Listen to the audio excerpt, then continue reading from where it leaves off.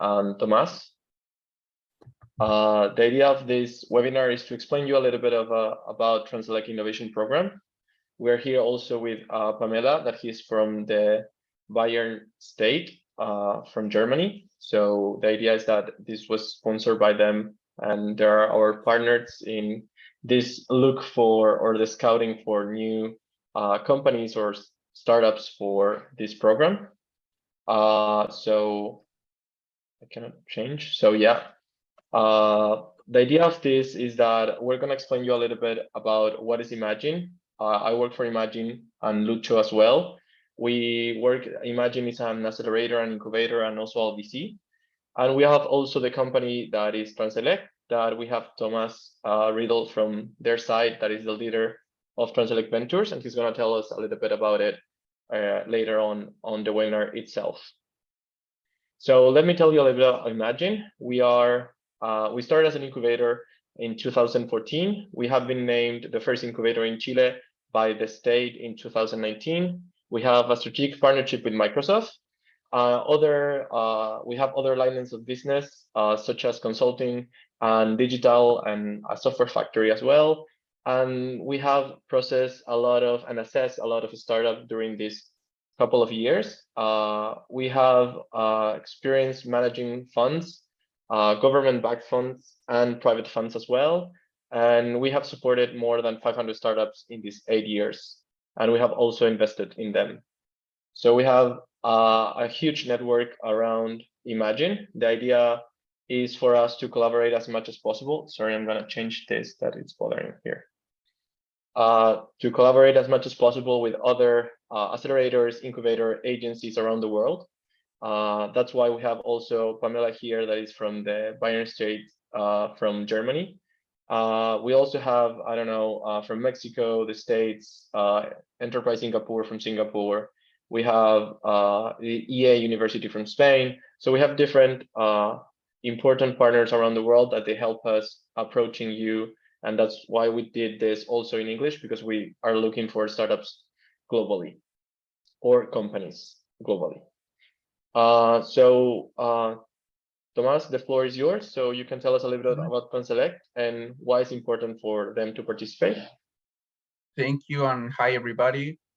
Thank you for coming.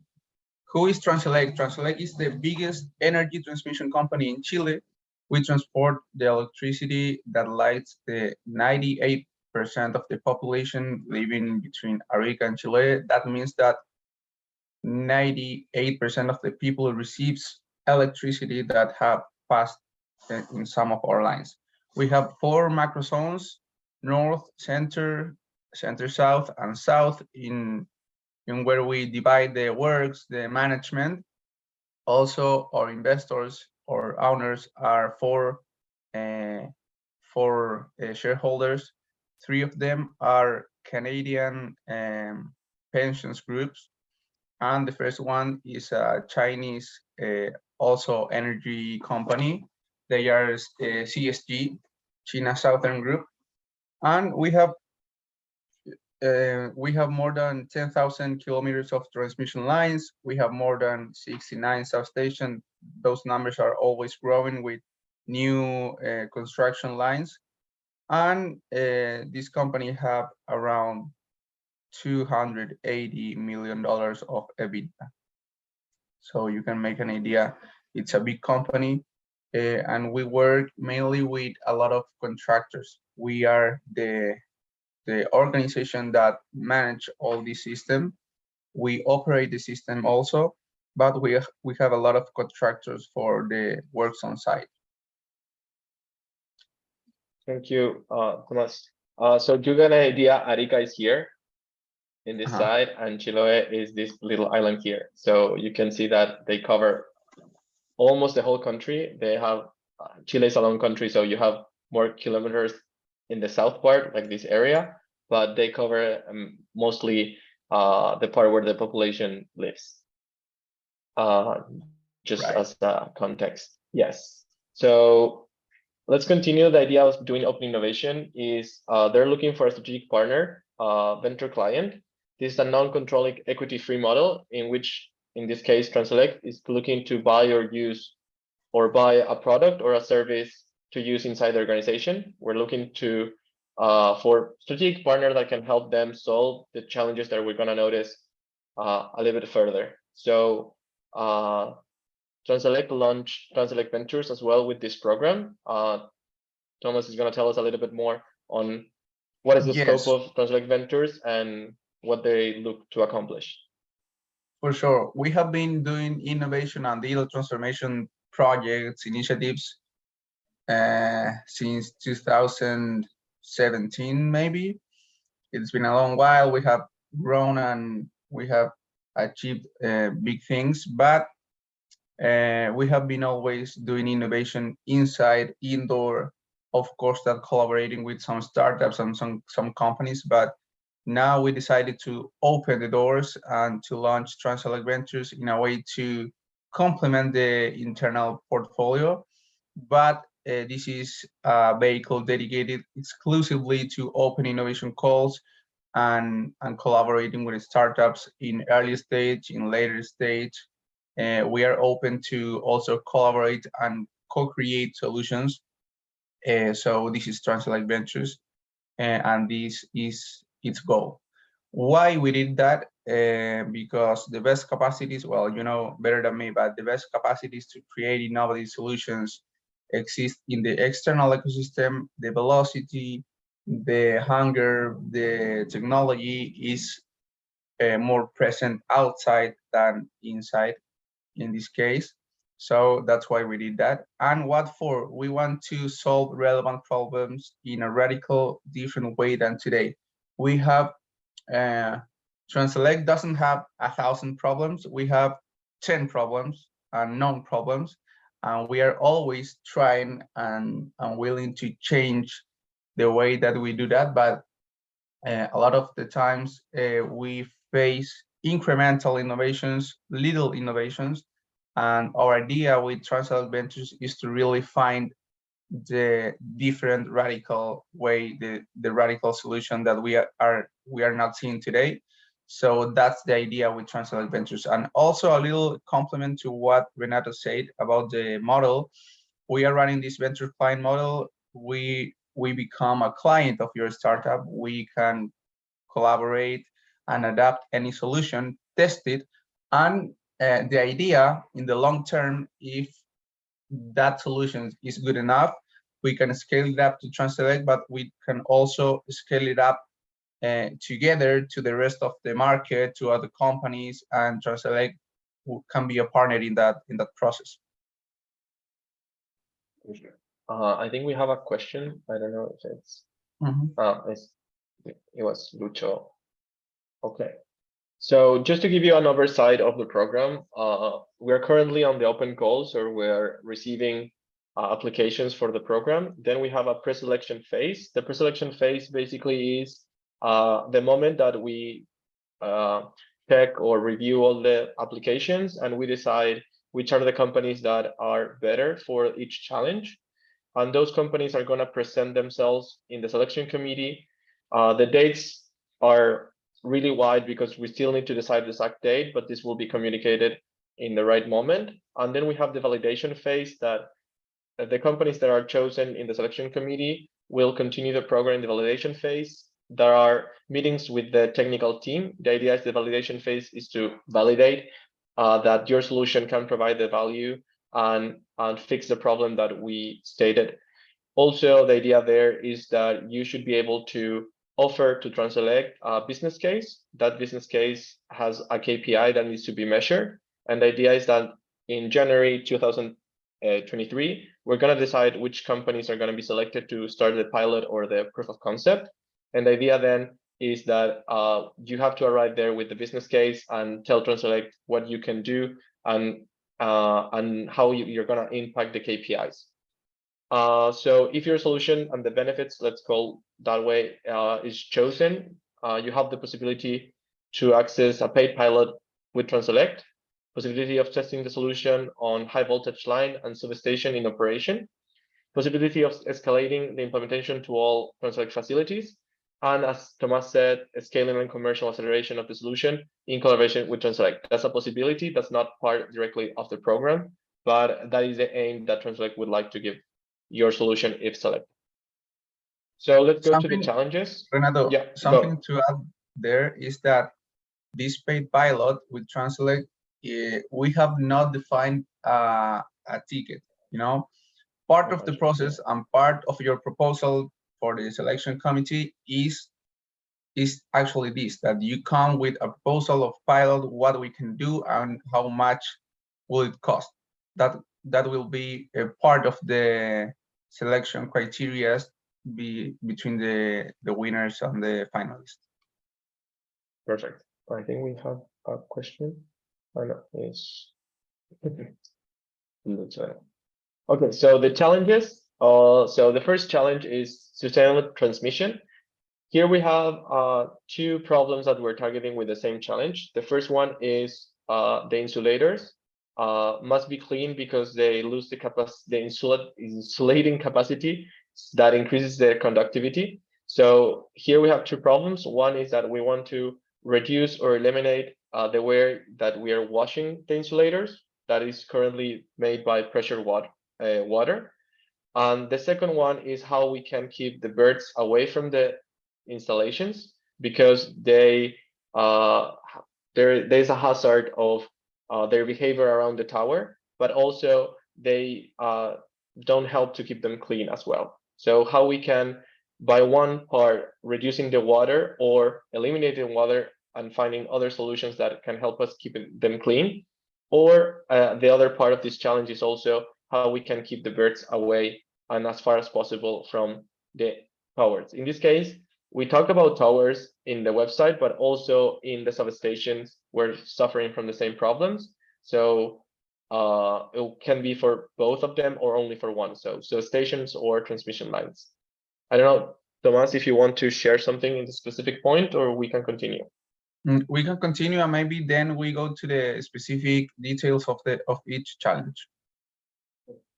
So the second challenge is data intelligence. Here we have currently Transelec has a lot of data.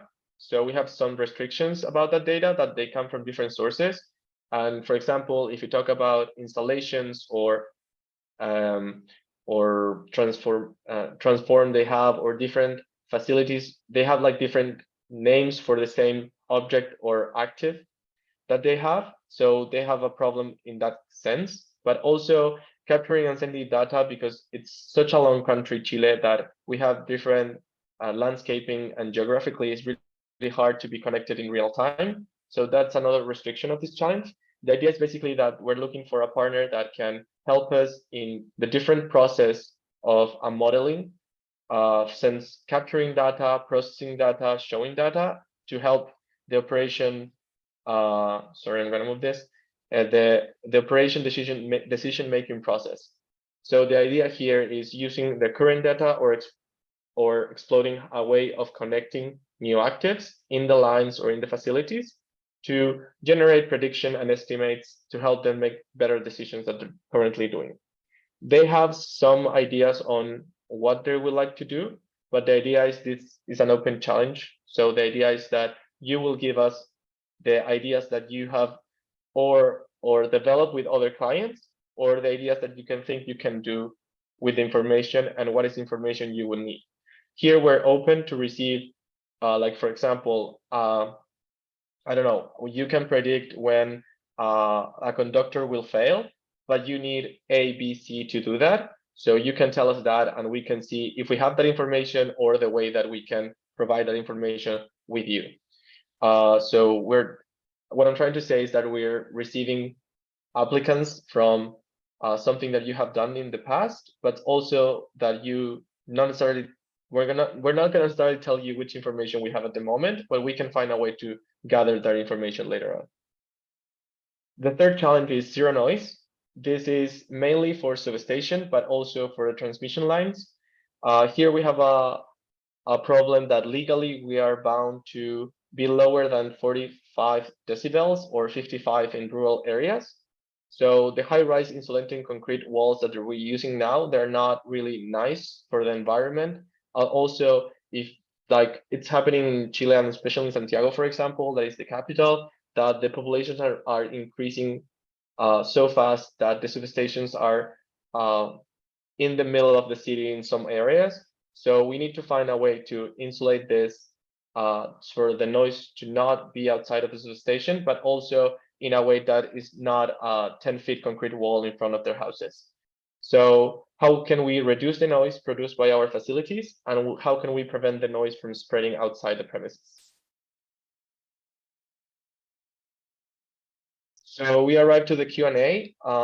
Here is the website that you can go and look for more information as well. We have some backup slides for each challenge with more information, but I would like first for you to make questions directly. You can also scan this code and go to the website, and you can apply directly there. So if you have any question, please go. I think that you cannot speak.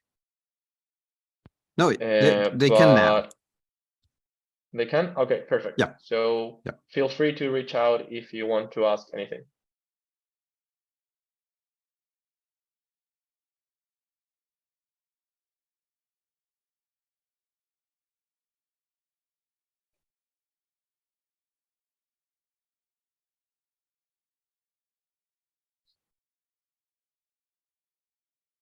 Apparently everything was clear. So the program will be open, or the application will be open until the 14th of October. So until that date, you can approach me without any problem, and gladly we can talk about the specifics. If you have any questions or later on you need some clarity, please feel free to reach out.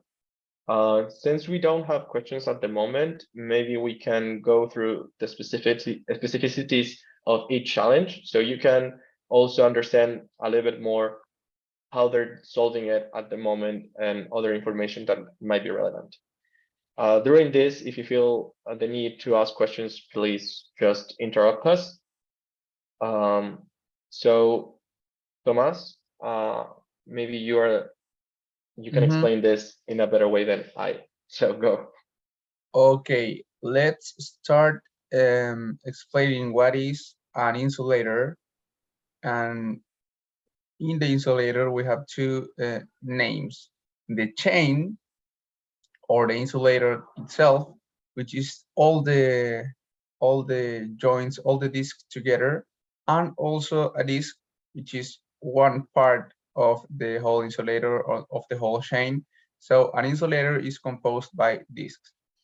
And we have two types of towers. There are more types, but you can consider two types for this case. Suspension towers that are used to maintain lines direction. They just hold the cable, the conductor vertically, so they just sustain in a vertical way the conductor. And they have usually 6 chains per tower. On the other side, we have strain towers that they are used to change lines direction. So they have more capacity to hold tension of the cables in different directions. So they have more discs and more insulators. They have 24 to 30 chains per tower. So these towers in particular are more costly to watch and to clean the insulators. The amount of discs per voltage, per tension, in 500 kilovolts, we have 25 discs per chain. In 220, sorry, 15 to 18, and in 110, 10 to 14 discs per chain or per insulator, as I mentioned before. The dirt, what it is salinity, bird excrement. As Renata said, we also want to keep birds away because their excrement contaminates the insulator. Dust, and also industrial waste from machineries or some other plants around. And for the last, the dirt accumulates on both the top, on the surface of the insulator, but also in the bottom and the inside of the insulator. If you then search for a in Google for an insulator image, you will see that on the downside they have like faults. So that's actually to augment the distance that electricity needs to pass, and the dirt accumulates there also. So when we watch insulators, we watch from different angles, from the top, from the bottom, so the water impacts in all directions, and then the dirt can go out. So that's general context of the insulator squashing. Perfect. Go with the next one. Yes. So here we have like a go. Yes, here we have the main three solutions that we are using today: the traditional washing, the helicopter washing, and coating, where you can see the performance, periodicity, water use, the cost, relatively cost, and the reaction speed. What we do the most is traditional washing, where it depends on where we are washing, in the south, in the north, how contaminated are the insulators, but you can expect performance from 50 to 80 chains a day. The periodicity is also important. Some lines, some extreme lines, we watch them every month, but let's take it out of the group, because the most common thing is that we wash lines 1 to 4 times a year. The water use is 4 liters per disc, per disc, sorry. And if you compare the cost, the traditional washing is still the lowest one, so we are using that the most, but it's slow. It's not a fast reaction technique. If we have an extreme condition and we need to wash any line fast because it will fail, we are not using traditional washing, we are using helicopter washing. And for the other side, we have coating, that there are different technologies of coating and different coatings as well. So we are using one that lasts around 10 to 12 years, but we have not reached that time yet. So the oldest one, I think it's 6 years right now, and we have not washed it yet, so it's doing good. We use 0 liters of water for that, because it's the reason of the coating to not wash anymore. And the only downside of that is that the cost is really high. So we cannot, for example, if we wash a line every 4 or 6 months, maybe it's still convenient to wash it than the coating, only for the price. So it's a good solution, but it's too expensive. Okay. Can you tell us also what is the material you're using for the insulator? Yes, we have 3 types of insulators: from glass, from ceramic, and from plastic. Okay. We said before that they can test the solution in an active line. Is that always the case? So what I'm saying is that the solution needs to be able to be applied during service on the line, or it can be implemented, let's say, when the line is off and not transmitting good energy. The best for us is any solution that you can apply with the line operating, because especially now and in the future it will get worse. The system, the regulation is not permitting you to disconnect lines, because the system is kind of collapsed. So you cannot take out any lines for too many hours. Actually, we have limits to take out lines. For example, any line, any critical line, you have to take it out 8 hours a year, and it's nothing. You cannot do a whole maintenance in 8 hours. So yes, the priority is for operating and energized line solutions.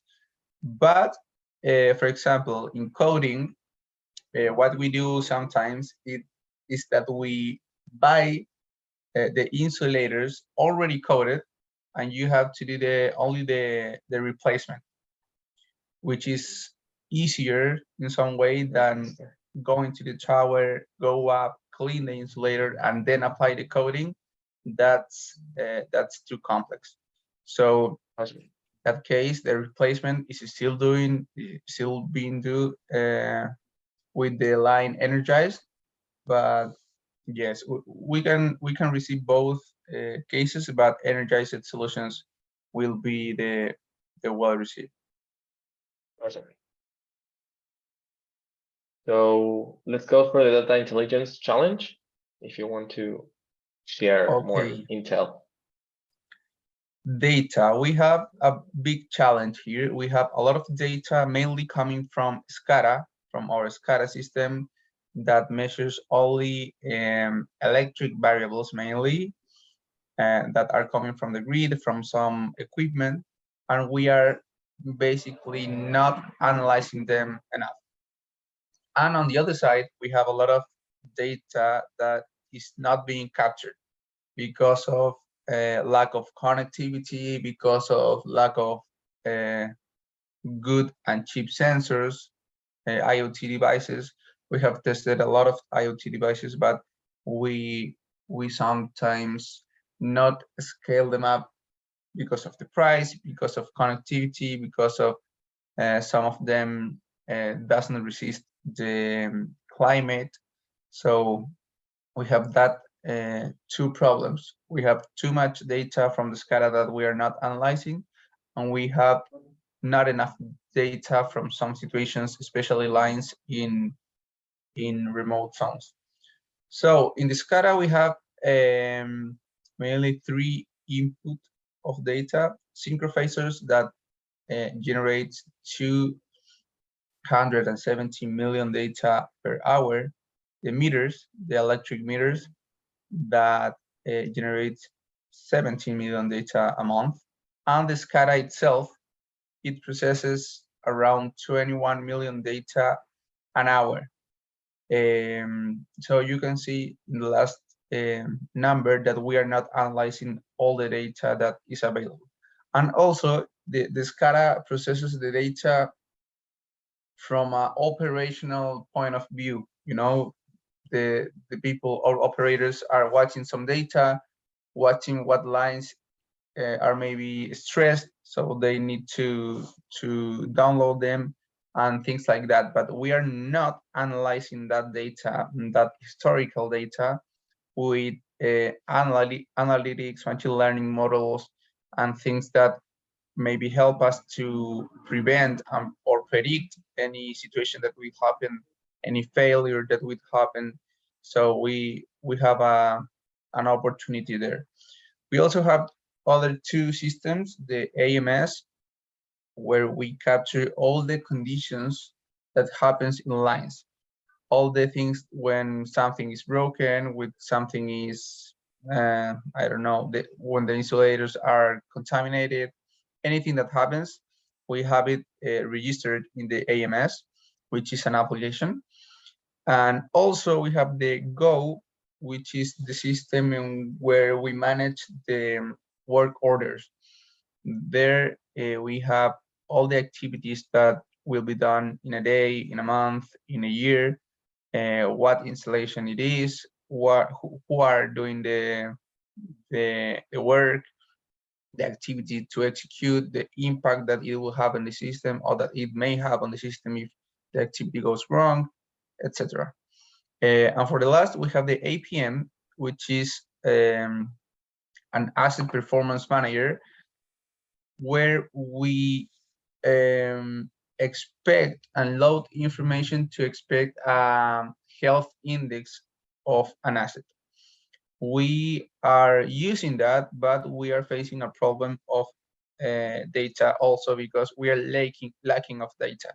We don't have enough data to load in this system, so the system is not telling us enough what a health condition an asset have, what a life expectancy it has, etc. So this is on the other side, lack of data. On the other ones, we have data that maybe we are not analyzing enough.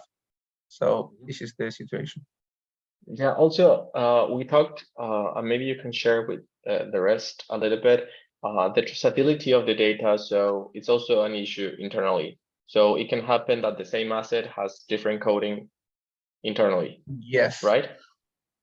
Right. Yes, that's something to consider also, because yes, we have a lot of different different sources of data and also different systems, different databases. So yes, you are right. Maybe we don't have the same ID or the same name for the same asset in different systems, in different data sources. So yes, that's something to consider, because you cannot expect that all the data is extremely clean and polished to use. There's a cleaning data process also to be done. We have a questions. Oh, sorry. This Yeah. is way here. It says, can you share which system vendor these are? SCADA Go. Yes, the SCADA is Monarch from OC. Yes, the model is Monarch and the vendor is OC. And the Go and AMS are by ourselves. They were developed to us, so they are not from any vendor. And the APM is from General Electric. Thank you, Adrian, for that questions as well.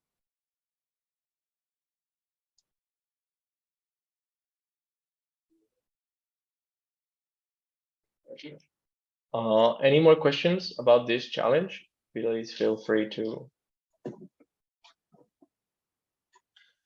This is also like the scopes that we're looking to target with this challenge. Jacob. Yes, well, maybe this is somehow what we have on the website, but our desire is to use this data, especially this SCADA one, where we have millions and hundreds of data that we are not using.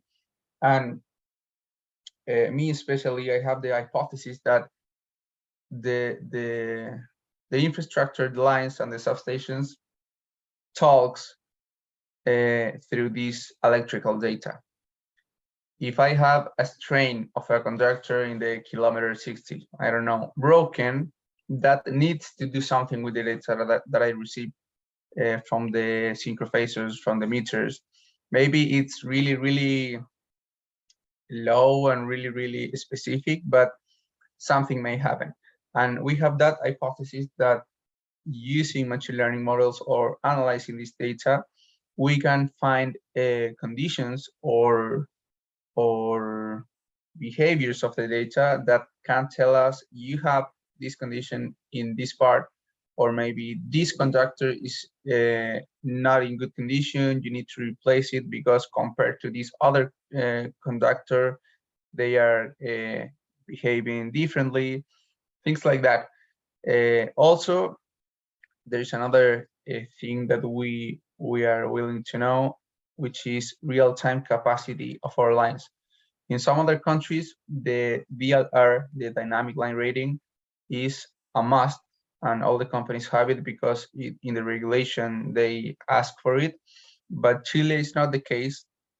Still, the regulation is going to that way, but still we don't have a real-time capacity of our lines. We only operate with the design capacity of the lines, and we don't have in all of them sensors, IoT devices, or models that can tell us you can inject more power to line, or you need to decrease power from this line because the conductor is too hot, etc. We don't have also systems or models like that. It's also something that will be good to find. What else? Well, yes, the rest is what we have on the webpage, so you can make an idea of that questions also. Let's go to the next one then. Yes, this is zero noise.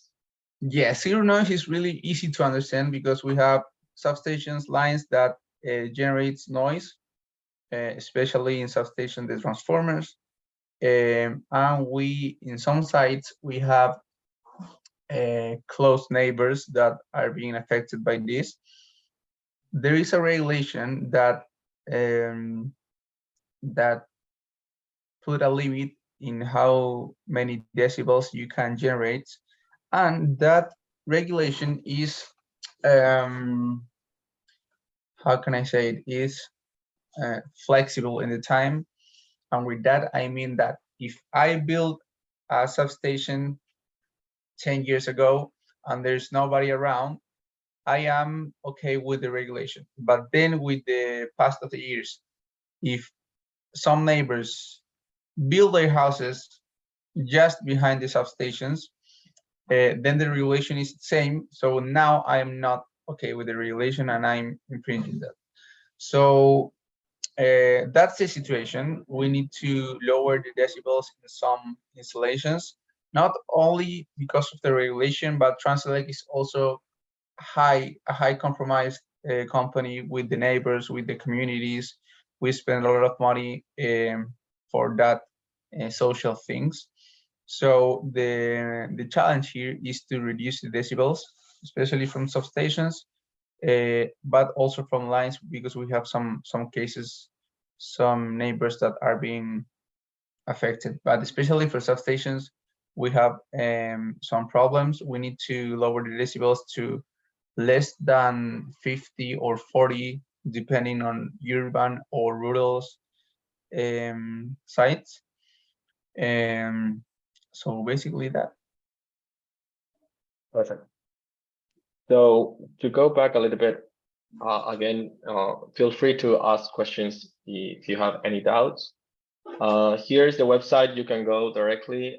At the bottom, you can apply. You can also see more information about the challenge. As I said before, we're going to be sharing this webinar with you by email. So you're going to have this information as well as Thomas was sharing now.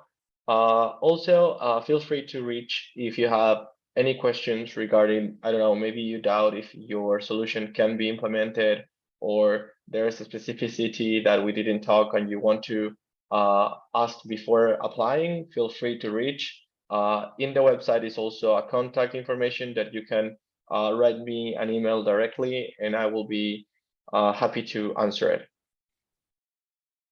Okay, we are receiving two questions. So yeah, Matthew's saying, how many applicants do you anticipate and how many solutions will you select for POC? So how many applicants? We usually receive between 40 and 60 applicants. In this case, the challenge is more hardware oriented and also more technical, so we expect a little bit less. And for how many solutions will you select for POC or pilot? Maybe Thomas, you can answer that directly. Yes, we expect to test 1 to 2 solutions for each challenge.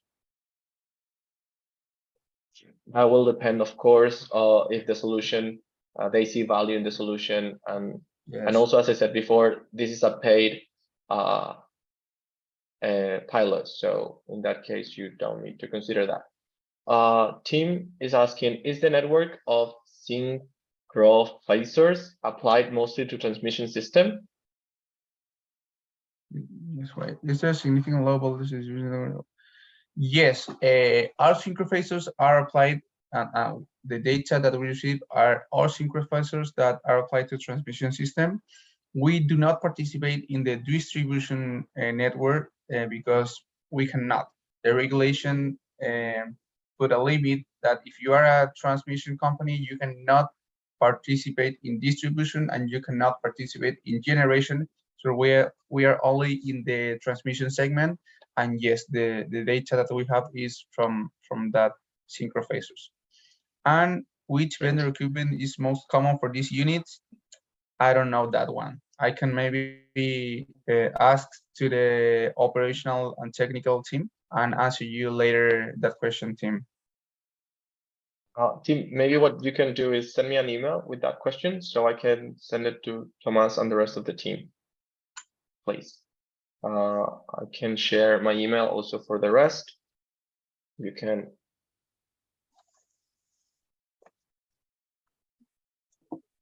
send me an email there if you have more questions, or not only for Tim. Thank you for the questions, Tim and Adrian. And I forgot one, Matthew. Yes, sorry. Sorry if it's confusing, but Zoom is in Spanish in my computer, so that's why you're not understanding most of the things that I show. Okay, feel free, as I said, to ask more questions if you need to. Also, you're gonna be able to see this. The application form, just to give you more information, you go to the website that I'm showing, you select apply here, and then you go to another web page that is our form. Basically, you need to complete, you're gonna take like 15 to 20 minutes to reply all the questions, basically to give us an idea on how you can solve the challenge, but also we would like to know more about your company. When was built, where are you from, how many employees do you have, how many recurring clients, just to understand a little bit of context around the solution as well. That information is not shared with anybody else, just to understand. So I didn't say it, but we sign after the selection committee, an NDA will be signed. So you are protected as well to share information, and for the whole program, you're protected. So in the pre-selection phase and also in the form, please don't share any information that can be sensitive, because you're not protected in that moment. Of course, we are not gonna share information with other people, but just in case, wait to sign the NDA and the validation process, or share more sensitive information that you feel you need to be more protected. I don't know if we have more questions. Please feel free in any regards.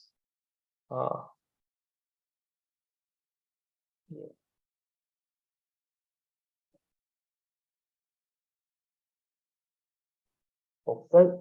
Apparently, we don't have more questions. So I don't know, Thomas, if you want to say a few words before yes, closing. maybe just invite you to participate, to apply, regardless of you win or not win. We are also doing this. This is the third open call that we do. We expect to do more open calls the next year. So I invite you to participate, because we are also building a list of applicants, of companies. We're also, this is kind of surveillance. Also, we are watching what the market has. So I invite you to participate. We are always open to doing pilots. And if you can see in the challenges, they're also, they have different tastes. The insulators one and the zero noise one are current problems, actual problems that we need to solve, and we're expecting maybe more solutions. But in the data one, it's really open. We are expecting proposals, capacities that you can create and tell us, let's do this. We know how to do this.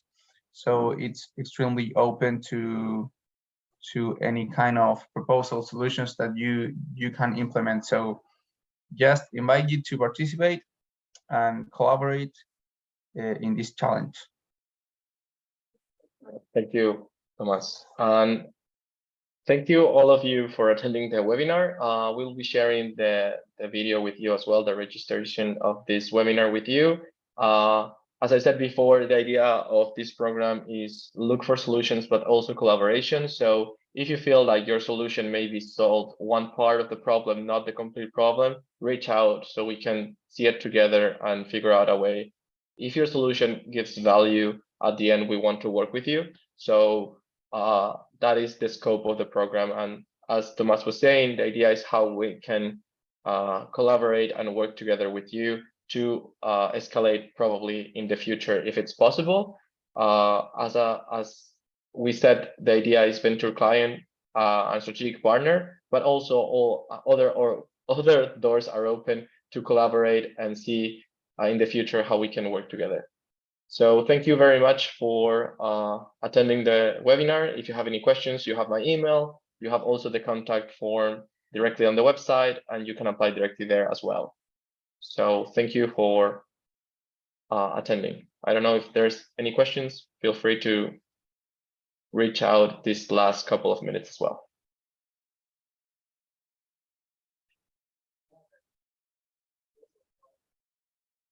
Apparently we don't have questions, so thank you very much. Okay.